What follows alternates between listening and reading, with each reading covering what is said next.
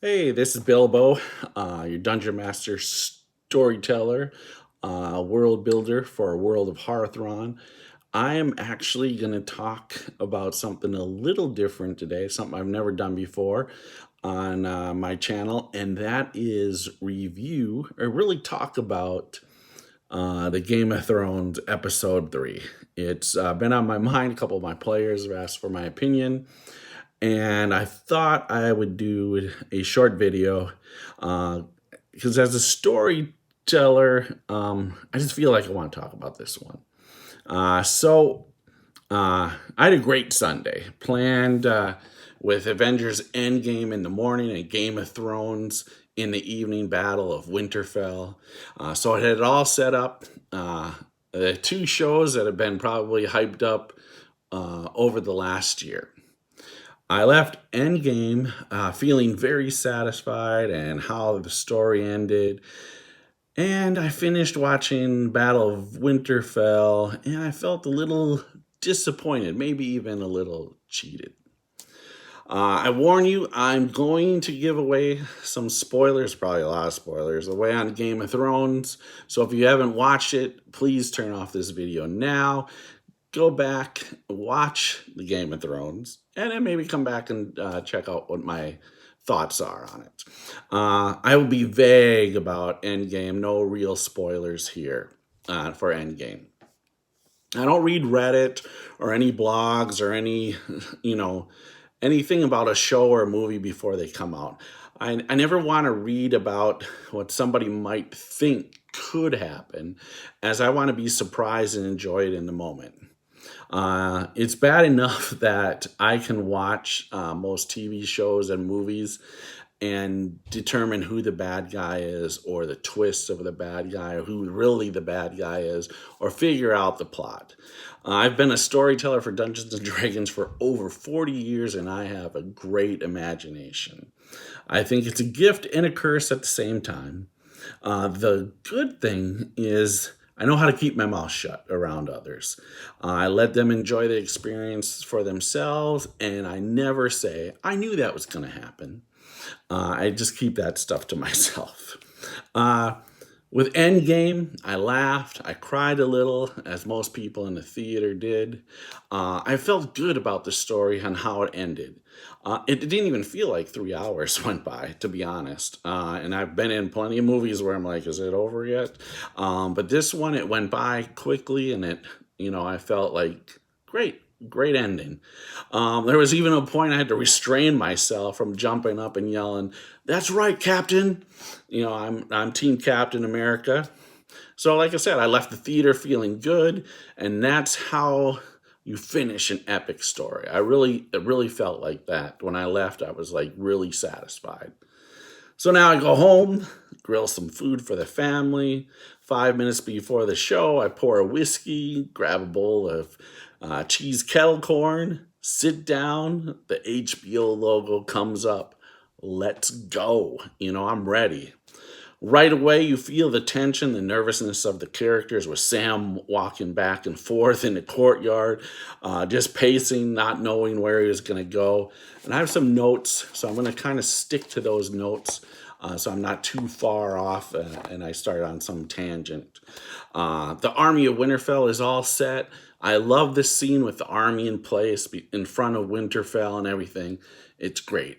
Everyone is tense and maybe scared of the unknown.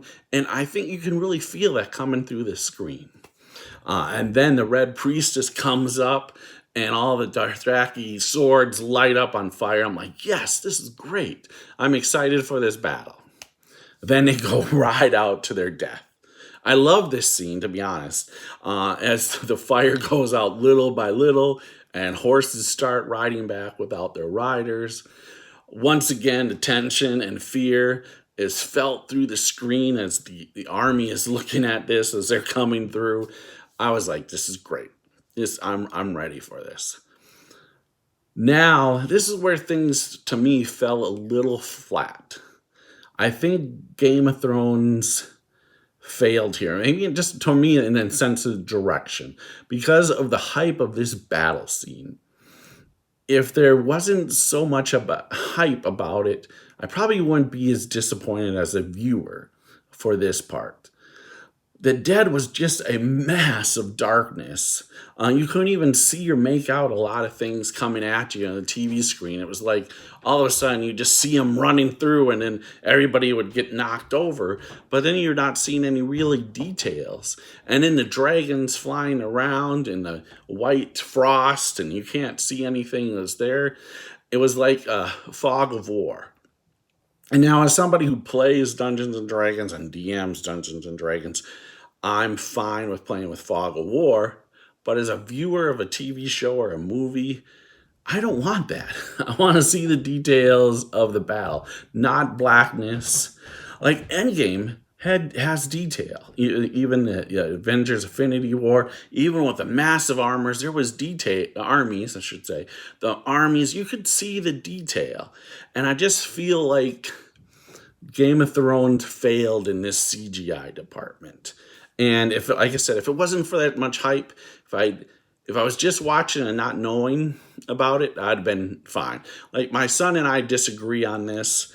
He was like, "Oh, this is the greatest battle scene," and I disagree. I've seen better, and won a lot of them are box office, sure, but I'm sure Game of Thrones has a ton of budget. I think they threw a ton of money into this battle scene. I just think the CGI could have been better. Uh, I plan to go back and watch the episode again and try and see if I can catch more details, the undead and the dragons in the frost sky. But I just feel like, you're on the battlefield wasn't the right thing to do for cinema. I felt like I could be on the battlefield. I just didn't think it was right. I want to be a viewer of this. It's just especially because of all the hype for the battle scene. So now we go into the fight in the castle. Once again, you feel the tension and the fear. Arya Stark, who is a badass, is even scared. So as a storyteller, this is where I have mixed emotions, maybe a little disappointed because of what episode 1 and 2, those first 2 episodes, led you believe that many of these people, these characters, were going to die this night of darkness. I expected epic deaths. I understand people even had death brackets like Final Four stuff out there. I would have lost because I would have had a lot more people dying in this than who died. I thought Theon Greyjoy was the best of the night. You could feel that, and what a great moment between him and Bran. I thought that was a great moment, great characters, a good death for Theon. Jorah defending Daenerys to the death, once again, perfect. The Red Princess walking out, disappearing into ash after the walkers are defeated, fantastic, loved it. Even Beric fighting to get Arya to safety, it was good. But here, I really think the Hound should have went down instead. I really think this is the moment where the Hound could have been defending, fighting for his life, so Arya could escape. So I was disappointed there. I thought that was a letdown there. And we can't forget about Lyanna Mormont's epic death, stabbing the giant in the eye. What a cool death scene. If you're going to go, that's the way to go. I mean, as a dungeon master, storyteller, those are some great ways for character deaths in the game. Like I said, I have some notes, trying to stick to them, not going too far off script. I think I've been doing a pretty good job. If I can get these to stand up right now. So, other characters who I thought should just fall here is Podrick and Gendry. I don't know. I don't think either of them are going to be important to further storyline and are just cast off. So I could be wrong, but I just think, why not kill those two off? A lot more people should have died in the crypt, or at least make it more terrifying with the characters at the top of the stairs, maybe clawing at the door to get out, and them just fighting for their lives. Instead, it just didn't make sense. They're just hiding, and it just, to me, that crypt just fell flat. kill some, no, almost bit my tongue, kill someone like Lord Varys or Sansa with Tyrion Lannister at his feet, at her feet in tears, something like that. Make it more dramatic. It was a nice scene with Sansa and Tyrion hiding there, but I just, like I said, I think as a storyteller, it fell flat. Then you have Brienne, Tormund, and Jaime in the courtyard fighting atop a pile of undead. Very cool scene. And who hasn't had that in Dungeons and Dragons where the party is fighting for their lives with stacks of dead monsters beneath their feet? Done it. It's fun. My players enjoy it. We've had those scenes, or fighting in the hallway, trying to, they're curing the paladin to keep them alive so they don't die. Epic scene. Loved it. But here, once again, episodes 1 and 2, with them all in, when they're all together in the one room with the fireplace, and they're all talking, I'm expecting one, if not all three, to die in this battle. To me, a big letdown in the sense of storytelling. Somebody, one of those three, should have died defending each other. So I was let down there. Like I said, and just my opinion, that's all it is. But that's what it is, my opinion.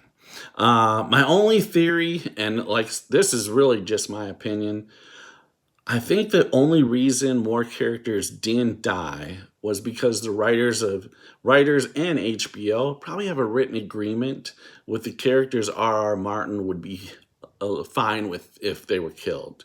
That's just my thoughts. I have no idea, but that's my thoughts. I loved Arya Stark, Michael Jordan leap into the air, dropping the dagger, killing the Night King. I'm like, hell yeah!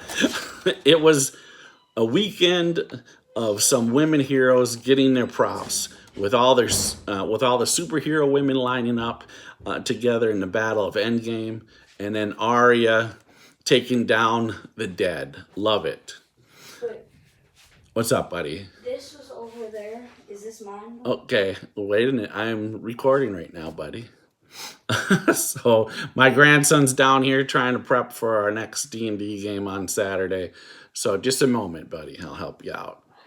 I loved and thought all along that this was the way to get rid of the undead. Hey guys, I've played Dungeons and Dragons for over 40 years. How else do you stop an undead army but take out the bad guy with a relic dagger, right? I mean, that's just plain and simple, gang. So now I expected Arya, I expected Daenerys, Jon Snow, Bran, Tyrion, and Sam to all live through this. I thought they're all going to make it through the long night, and at least one dragon to make it through. After all, we aren't done with the game. I can't wait to see the Battle of King's Landing next. I'm really looking forward to that. Hopefully it's a day battle, and we get some more visualization in the next battle scene. At least that's what I'm hoping for. Please comment below, and I would love to discuss this further with anybody. As I said, it's just my opinion.